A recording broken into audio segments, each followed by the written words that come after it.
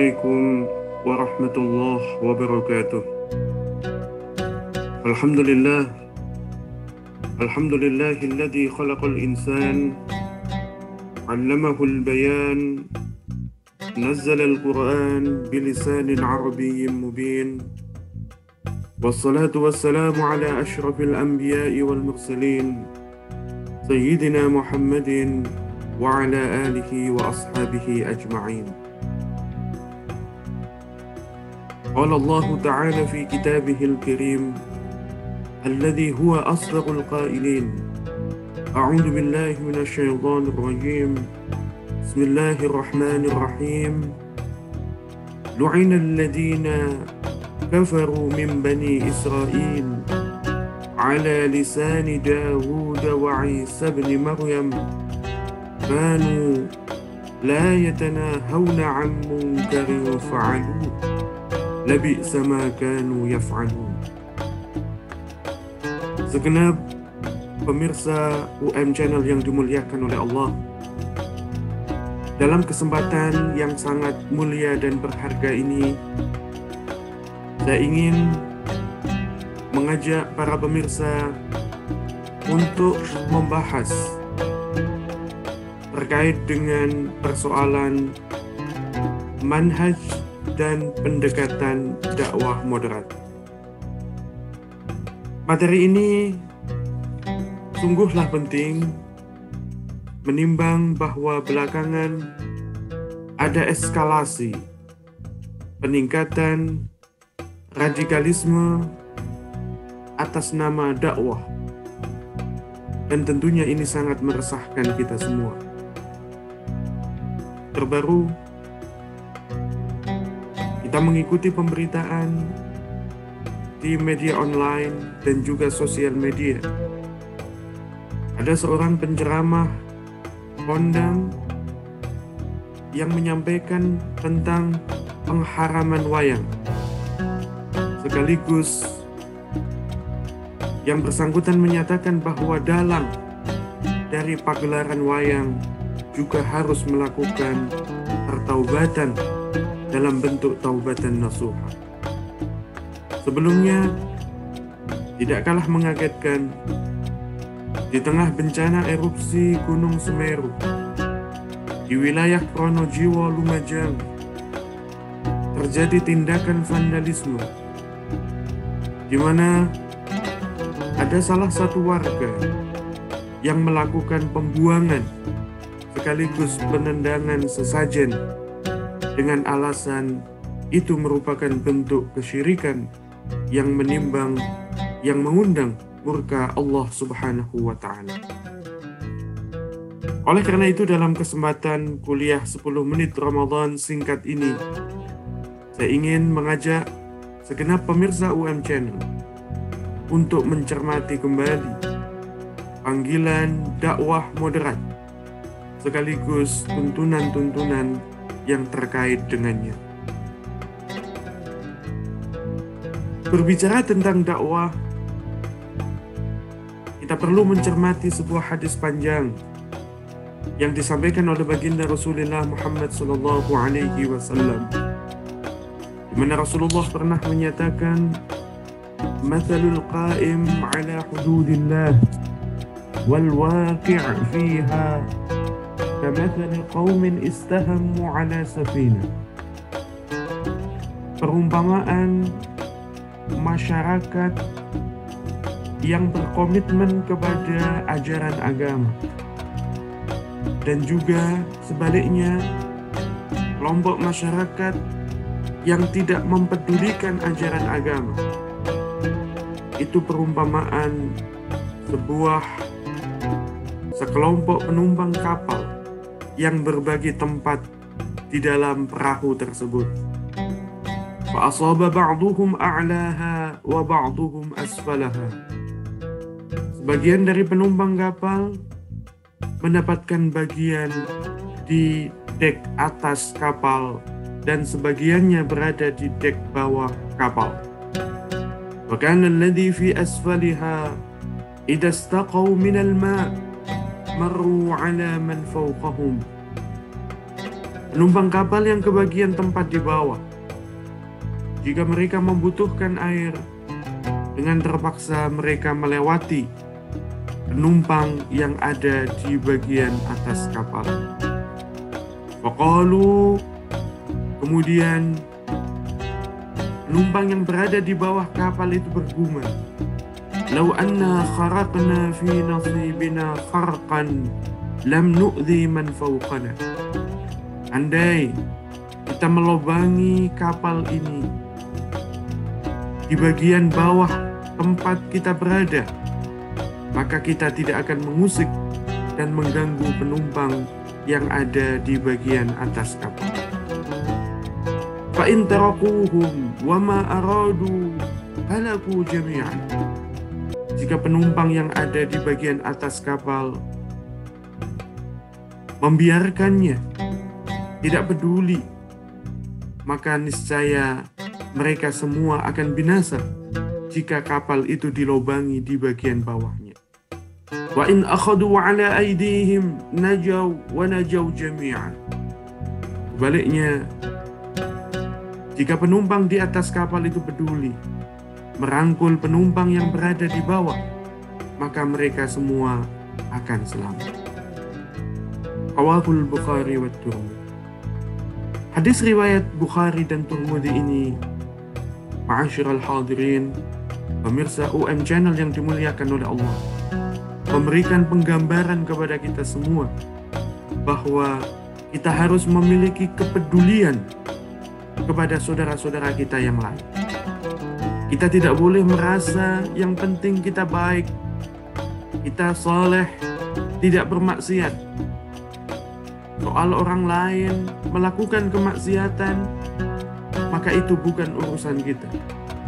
Asumsi ini sungguh salah, ma'asyiral hadirin. Karena masing-masing dari kita memiliki kewajiban untuk melakukan dakwah, amar ma'ruf nahi mungkar, melakukan hizbah, merangkul saudara-saudara kita yang belum berkomitmen untuk menjalankan tuntunan dan ajaran agama. Apa akibatnya, ma'asyiral hadirin, pemirsa UM Channel yang dimuliakan oleh Allah, ketika kita melakukan pengabaian terhadap panggilan dakwah? Jika kita mencermati dan menelusuri ayat-ayat Al-Quran, kita akan menemukan di dalam surat Al-Maidah ayat 78 hingga 79 bahwa pengabaian dakwah itu akan berakibat kita dilaknat oleh Allah Subhanahu wa Ta'ala, sebagaimana hal itu terjadi pada Bani Israel ketika mereka mengabaikan panggilan dakwah. Allah Subhanahu wa Ta'ala menyatakan, "Lu'ina alladhina kafaru min Bani Israel ala lisani Dawud wa Isa bin Maryam." Kaum kafir dari Bani Israel dilaknat oleh Allah melalui lisan Nabi Dawud dan juga lisan Nabi Isa putra Maryam. Dzalika bima 'asaw wa kanu ya'tadun. Penyebabnya adalah karena mereka bermaksiat dan mereka juga melampaui batas. Mungkin kita bertanya-tanya, apa kesalahan dari Bani Israel?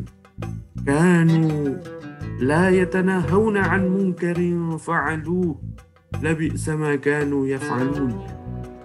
Penyebabnya adalah mereka tidak saling melakukan amar ma'ruf nahi munkar atas penyimpangan-penyimpangan agama yang dilakukan di dalam masyarakat mereka. Sungguh buruk apa yang telah mereka lakukan. Demikian penegasan dari Allah Subhanahu wa Ta'ala. Masih dalam kaitan peringatan atas pengabaian dakwah, Rasulullah Sallallahu Alaihi Wasallam dalam sebuah hadis yang diriwayatkan oleh Al-Bukhari dan Muslim juga menyatakan, "La ilaha illallah, wailun lil Arab min syarrin qad iqtarab."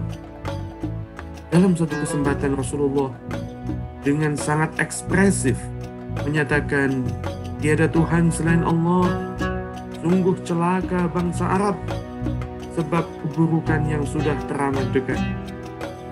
Kemudian beliau menyatakan, Futihal yawma min radmi Ya'juj wa Ma'juj mithla hadh. Telah dibuka pada hari ini pagar penjara dari Ya'juj Ma'juj seperti ini. Kemudian apa yang dilakukan Rasulullah, wa halaqa bi asbu'ihi al-ibham wallati taliha, di mana kala itu Rasulullah mendekatkan antara ibu jarinya dengan telunjuk-telunjuknya. Mendengar Rasulullah demikian histeris, demikian ekspresif, kemudian istri beliau Zainab binti Jahash bertanya. Faqalat Zainab bintu Jahash, faqultu ya Rasulullah.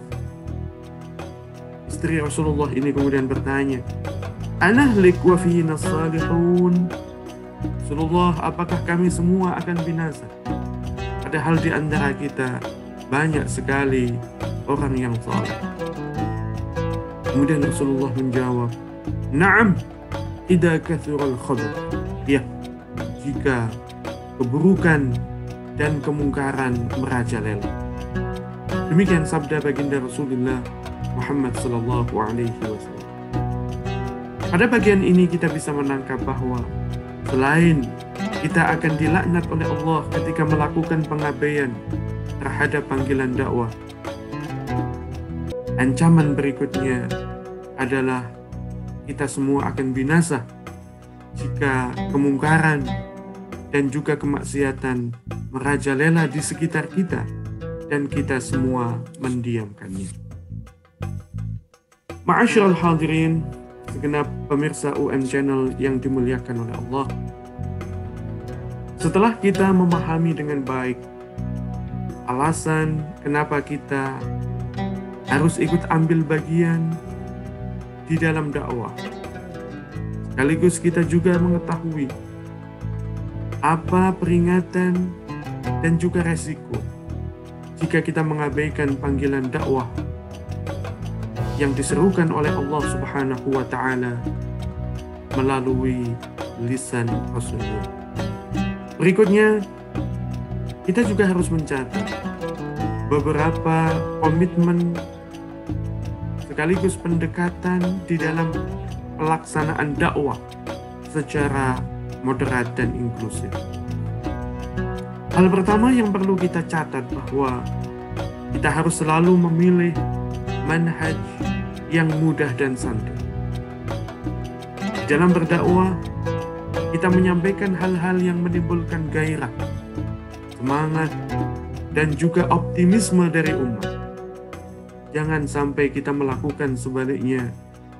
Kita membuat umat ketakutan, menjadi skeptis terhadap seruan untuk menjalankan ajaran agama, sekaligus tumbuh pesimisme di dalam mereka, di dalam diri mereka. Karena Rasulullah Shallallahu Alaihi Wasallam dalam sebuah hadis yang diriwayatkan oleh Imam Muslim menyatakan, Yassiru wala tu'assiru, basyiru wala tunaffiru. Mudahkanlah, jangan kamu persulit. Beritakan hal-hal yang menggembirakan. Jangan kamu justru membuat mereka hari kedua. Ma'asyiral hadirin, pemirsa UM Channel yang dimuliakan oleh Allah, pendekatan dakwah yang kedua adalah memadukan antara keaslian dan kebaruan. Kita harus adaptif dengan transformasi zaman. Kita tidak mungkin hanya berhenti pada warisan para aslafun as-salihin. Tapi sebaliknya, kita siap untuk mengambil temuan-temuan di dalam bidang ilmu dan pengetahuan, dan juga budaya dan tradisi yang lebih baik dan sesuai dengan nafas perkembangan zaman.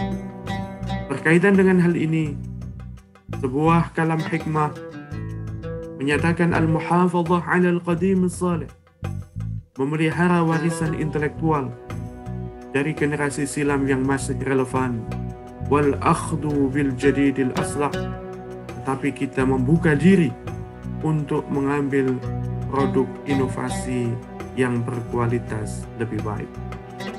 Hadirin pemirsa UM Channel yang dimuliakan oleh Allah, barangkali itu yang bisa saya sampaikan di dalam kuliah 10 menit Ramadan. Semoga berkah Ramadan menaungi dan menyinari hati dan juga diri kita semua. Dan semoga ibadah Ramadan yang kita lakukan ini dicatat oleh Allah sebagai amal ibadah yang menghapus dosa-dosa kita yang telah lampau. Bagaimana hal itu dijanjikan oleh baginda Rasulullah Muhammad sallallahu alaihi wasallam, di mana beliau menyatakan, man shoma Ramadan imanan wa ihtisaban ghufira lahu ma taqaddama min dhanbi.